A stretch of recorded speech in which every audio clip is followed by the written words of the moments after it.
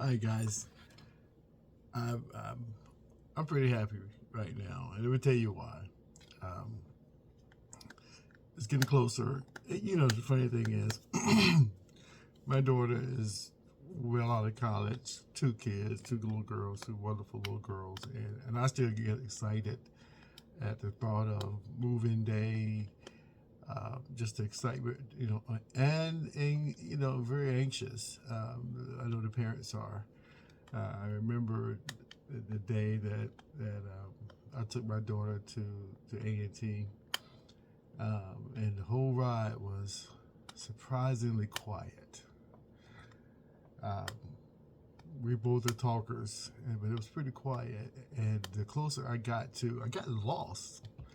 I took the wrong exit. Anyway, heading down the highway or whatever, but I think we were already in Greensboro. We were behind the transfer truck, and the tire blew out. It was loud. I hit the brakes. I put my arm to brace her, and she, Daddy, So I kind of broke the ice, but and then we had another conversation before then. But and I admit it was a very emotional moment.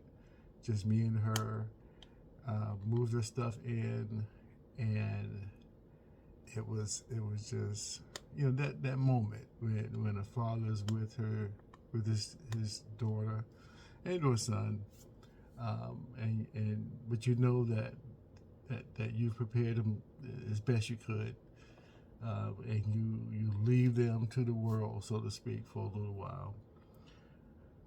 So today there's no connection with what I just said with this kind of sort of. But what I want to offer today is a student college transition list. Believe me, there's going to be, and I'm going to do one for the parents too. Then I think I found something just for the family altogether. But I want to target and focus on the student because that is um, the person of the two entities, the family, the parents, and the student that really need to probably get some insight as to where their mind should be focused on and some things like that. So I have five items I want to kind of mention that the student needs to kind of pay some attention to. Some of them, and some of this may or may not apply. I understand that, and I hope some of this has already happened. For instance, my first one, to get mentally ready, I would hope parents, and there's still time, I would hope that at some point you have either had or will have a conversation with just a sit down with your child and say, look, you know, we're doing this, right? And get a sense that they fully understand, why they're doing it. I've seen so many students arrive on campus seemingly ready to go to college and don't go to a single class. Um, you see them at the calf, you see them at the party, but they evaded class. Um, then the disappointment with the parents, and you know, and the good thing is, as being an advisor, you get a chance to intervene early if possible. With and a good gauge is about 2.5 weeks into the semester, um, and you can kind of tell. Some surprise you, but you can kind of tell those that may have this type of behavior. And if you check with we would check with the professors or go by the classroom, where is so and so. But just understand the reason why you guys are doing this, and it is a true investment.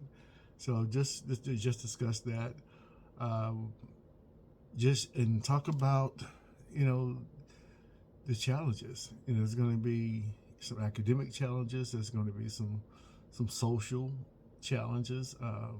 You know, I've had all kind of horror stories of roommates that just don't gel, roommates that, you know, they just don't fit.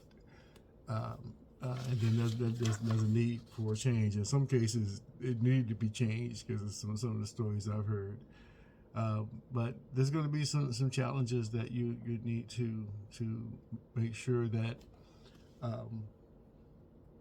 there's an open invitation to reach out from both ends, the parent and the child. As far as the student, you know, there's going to be many opportunities and resources available on campus. A lot of students shy away. Some students that come in with some emotional issues that have required some professional interventions. Those are all also available on campus. But I guess the one that you possibly could reach back out to should be your parents. This is speaking to the student, so do that. And I like this one. Just remind yourself, I belong here. I belong here. I've worked 12 years to get to this point. This is where I've decided to go to pursue a college career, and just keep telling yourself, I do belong here. Talk to someone about your fears or questions, and that can be a friend and mentor or your academic advisor.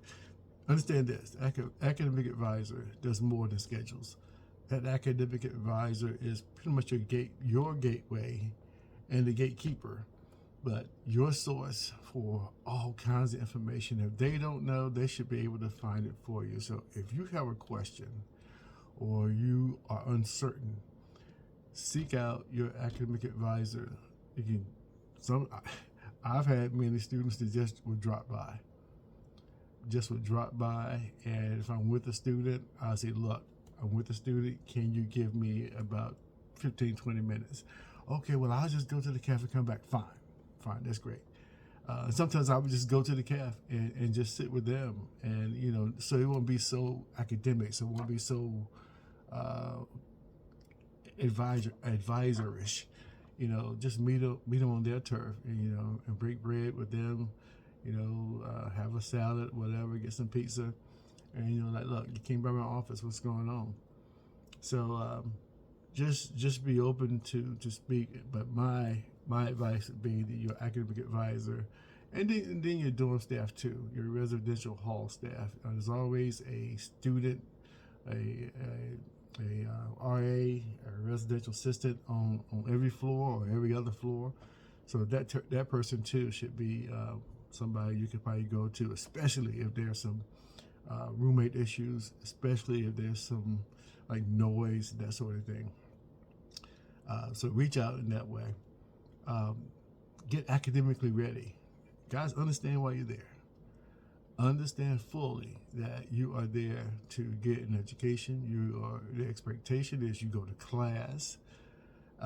If you're sick, that's understandable. But if you're just not going to class because you don't want to, in a lot of cases, you stop going to class because you disengage early and you don't know how to re-engage, and you don't understand the content. That's another way. But make sure you're ready academically. You know your schedule. I would advise, even before you get to campus, go to the website. Every college has a map on the website. Look at your schedule if you have it, if you have access to your schedule. Find out the location of this particular course and find it on the map. That way it'll give you a chance to see, okay, this class is here. Whoa, this class is way down here. Okay, this class is right beside this. You know, it just gives you an idea. Look, you're going to walk a lot. You're going to walk a lot. In the large universities, they have buses or trams or things that could help you with transportation. But I remember Tennessee, it was just one. I felt like my dorm was at the opposite end of this particular course. It was like I had to go through the campus and up a hill and almost downtown. But hey, that's college. All right. I have to, I can't say I disagree with this one. On the academic end, set a schedule to study. I agree with that. And I guess the suggested method is that you set aside 2 hours of study for every 1 hour class. Okay, now that would be hard for me. One, to sit somewhere for 2 hours and do whatever I'm going to do, review notes, read content, whatever. But someone like me, I had to break that up. I had to break that up into, I would do 30 to 45 minutes, and then I'll take a break. I may go get a sub, a sandwich, just let it settle, and then get back into it. So my study time would take maybe 3 hours for that 1 hour course, because I've taken 2 breaks in between. Do whatever works for you. If you had a schedule in high school, use that, but take it up a notch. Okay, let's move on. Review basic math, writing, and study skills. You could be doing a lot of writing, a lot of reading, a lot of writing, much more than you probably have done in high school. So that's just college. So just get ready for that. And whatever way you schedule, whatever, you have a planner on your phone, you use your phone to schedule dates, that sort of thing. Do that so you won't miss anything. Okay, let's move on. Step 3, get financially ready. Have a budget. This is taking us all back. I remember going off campus to McDonald's on the Strip, and I could get a Big Mac fry and a Coke for like $1 and something cents. Not write a check for that. This is 1980s, so but have a way that you can budget your food. Keep in mind now you already paying for food in your plan. But I do sometimes you want to just get your friends, let's go get a sub, let's go get pizza. So just kind of budget for all those things. Books have come a long way. There used to be long lines when I was in school to get books, whether they were new, they were old, or whatever.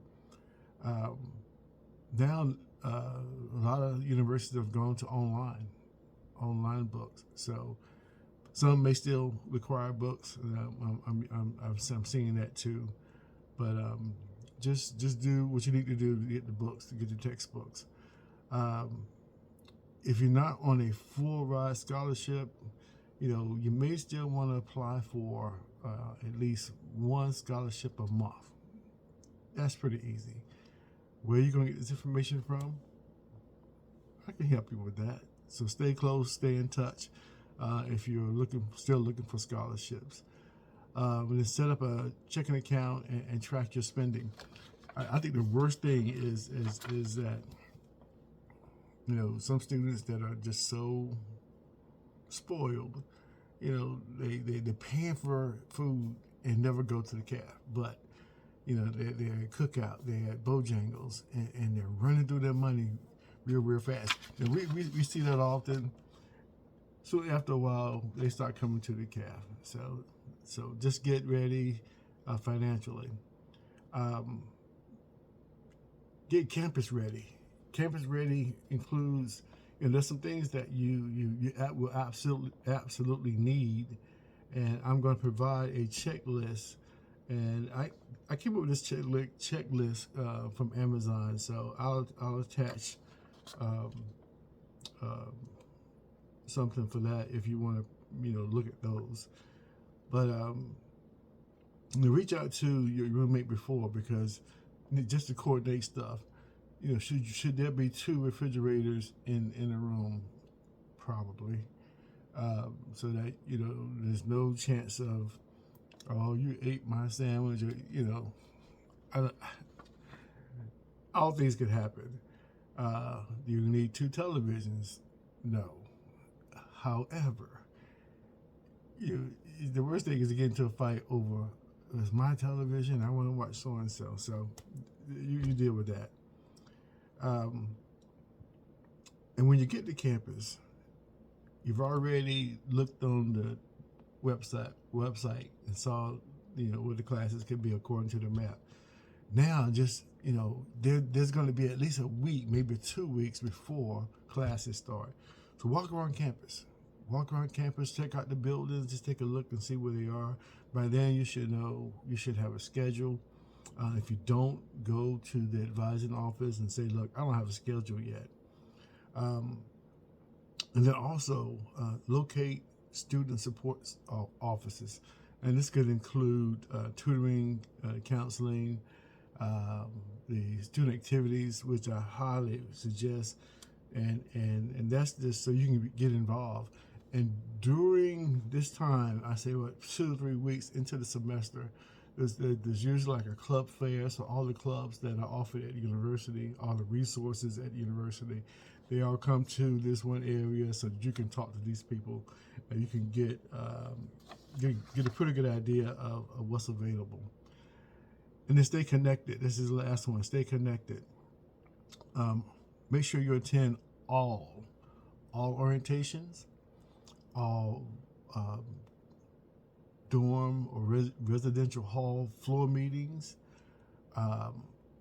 If there's a meeting for your major, that meeting is going to be for freshmen to discuss, things that are going on within your major for freshmen, especially in regards to classes. But attend all orientations, even if you may not think you need to, but go anyway. Introduce yourself in whatever form you feel comfortable. I would say in person, not in the middle of a course or a class, but let them know, before after class. Hey, my name is Sally Jones. I'm looking forward to being successful in your class, and I look forward to learning from you each and every day. Send an email, and you can do this within the first couple of weeks. It shows that you're a student of interest, that you're interested in what the course is calling for you to do, and you plan to be successful about it. Join at least one student club or organization on campus. As freshmen, for those of you that have families in fraternities and sororities, that's off limits. No university, I think I may have heard of a few, but no university should, in my opinion, bring in a freshman. One, because you don't know the system, you don't know the school, you haven't been totally indoctrinated into the school system academically. And I think that first year, those first 2 semesters of that first year, should be totally dedicated to academics and just getting used to being in college. And then also there's always mentoring programs around, and that may be something that you may want to identify. One person that can serve as a mentor. In most cases, that person may be a staff member. That person may be a instructor, which I highly advise. I know I've taken on that role, and from what I've seen from my experience, we all would do that, staff and faculty. We would take on role as a mentor, to give them that extra push, and it feels good. The students seek you out. For, hey, look, hey, man, I knew you would. Are you surprised? I'm not. But just to keep it light, keep it, at a level that is encouraging. So, all right, guys, I'm going to post this on my description when I post the video, so you can get an idea of some things. But I'm also going to post the suggested list of things for your dorm room. And some of you have probably already done this, but some of you may have not. Okay, guys, I really appreciate your time, And as always, I'm going to do all I can to help as many people as I can for as long as I can. I mean that, guys. All right, guys, you have a good day. I will see you on my next video.